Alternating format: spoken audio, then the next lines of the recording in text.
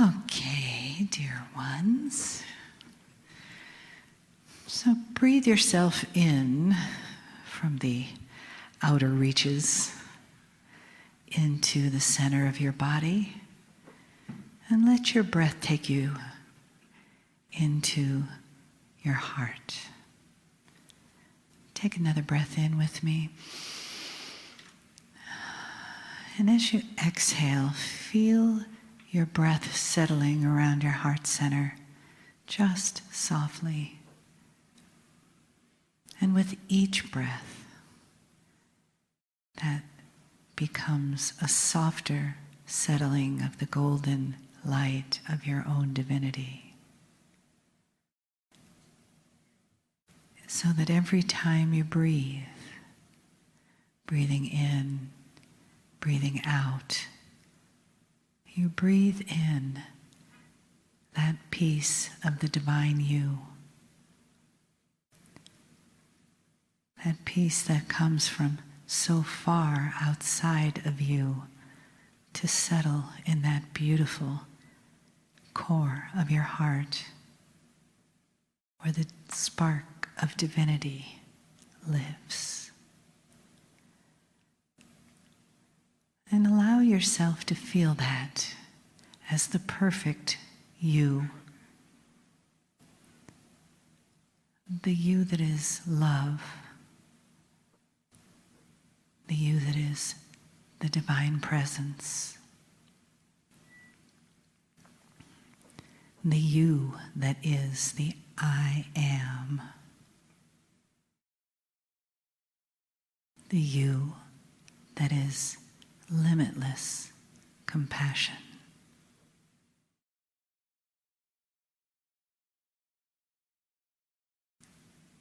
Feeling that spark burning just brightly inside, knowing it's exactly, perfectly you.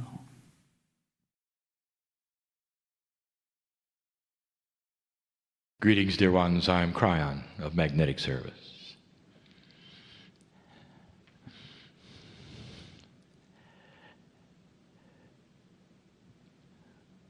The message is short, but profound. The process that you see here is not accepted as real. And so I speak to those right now who have a special dispensation of logic in their minds, where they have opened that which is a belief channel to include the potential of what you see. And if we could draw a picture of it for you, it is simple. That for eons of time you're used to one kind of thing, and this is not one of them. You build bubbles of belief that we have talked about before that are so strong and so structured that not only is this not acceptable, it's often frightening. And that is a paradigm that is being shattered. What you see here this day in this chair was commonplace for the ancients. There were some circles of elders who each of them in their own way had shamanic energy, who would pass a stick which they called in many places the talking stick or the freedom stick sometimes. Common to so many of the tribes that have never even met each other, where as they passed the stick to the next elder, he would take a breath and go into trance and channel. He would tell of the tribe, of the things to come, of the potentials of the day. Sometimes in the process he would even weep. Not a very good sign of strength, but acceptable in the circle. A connection with the earth that only an elder and a shamanic energy was allowed to have. This was their priests, the ones who could speak to God. In later years, they paid the price for that because even the tribes knew they could do this, and they became outcasts, often living alone at the outskirts of the village. And I want to tell you, dear human being who sits in front of me, that's why you're a hermit. And you know who I'm talking to. Because that was your safe zone. You didn't have to do readings, you didn't have to do healings unless you were called upon. You didn't have to answer the hard questions. If you could be alone and remove yourself from the rest of society, even back then it was safe. Many did not have partners. Even that was too much, for the partner would be attacked. You were different, you were odd, you were strange, and you were also the healer and the wise man. Does this ring a bell to any of you?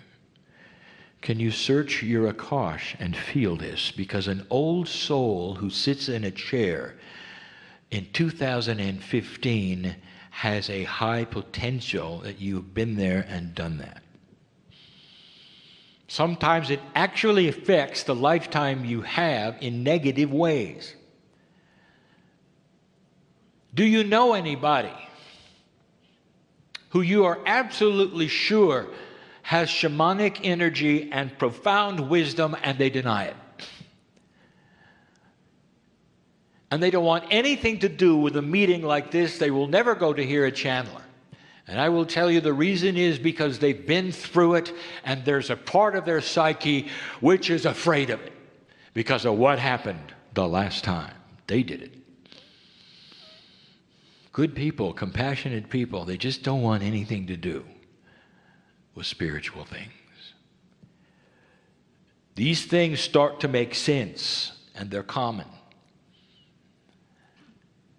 Channeling is correct and proper when done with compassion, with integrity, and understanding.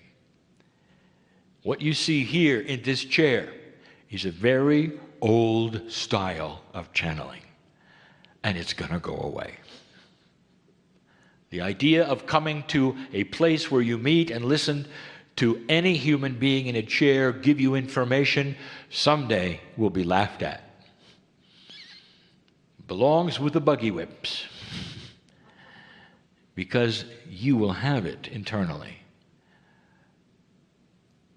And you're not going to have it like you see it. You're going to have an intuition developed system-wide that is natural, that comes from your DNA, that allows the innate of your body to know everything. Who you are, where you came from. It opens your Akash. When you're born, you will remember you're here again. My partner has shown evidence of this on the screen of children reading without lessons. Hand-eye coordination because you're remembering what your old system used to do, walking early. The children have already begun the process of what the animals on the field have always had, which you call instinct. We've told you before that you can have a beast on the field born running with the herd in hours and even knows what the enemy smells like, and a newborn human baby is helpless. There is a block that has always been there because your DNA is not operating at full capacity, and now is the opportunity for change. What is coming in space, what is coming naturally, what is coming that the Mayans saw with their new calendar, what the ancients saw. We have a Hopi master here. He knows, for it is ancient. The prophecy that a day would come where humanity would finally finally start to have the wisdom of the ages. That's the prophecy that we speak of. Not new, but old. So it's the new old age, isn't it? A return to common sense, spirituality that is independent of prophets, men, women. And they would be the first to agree if they could be on this stage. And if we said, what do you think? They would say, it's about time that you understood that everything they did was to show you what was possible. Everything. And the channeling that you hear now, the idea of sitting in front of a master, is not the way of it. You'll be your own master, and you will be comfortable with it. There have been those who would laughed at this and said it'll be chaos. Chaos. Everyone will have their own religion. What an old, biased paradigm this is of the way humans work. You know what's going to happen? If more and more humans have a DNA which is receptive to who you really are, the first thing that must happen and will happen over time, and not gracefully, I might add, peace on earth is not the goal. Peace on earth is not the goal. It's the beginning. You have to have that to move forward, and you will. Truly. The cycles of humanity will be redefined.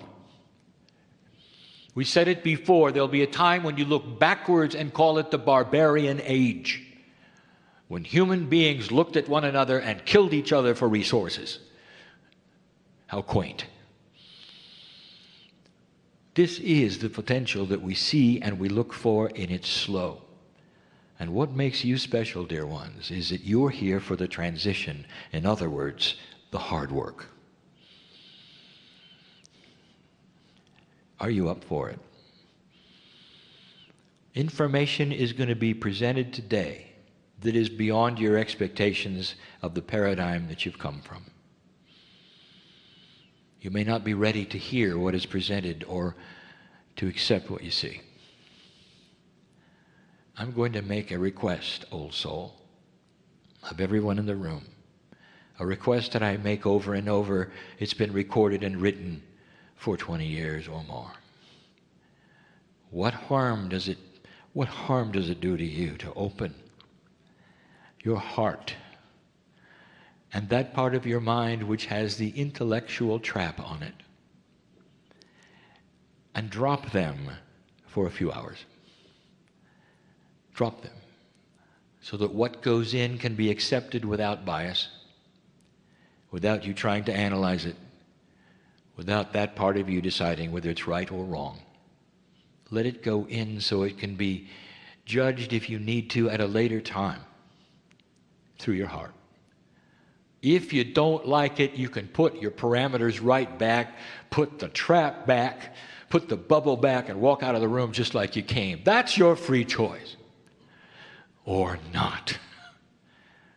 For if you allow for a few hours an expansion of your belief,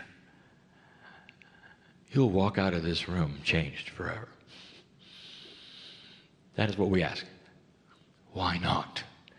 What have you got to lose to absorb something that is grand, unbelievable, and is the new reality? I'll be back. And so it is.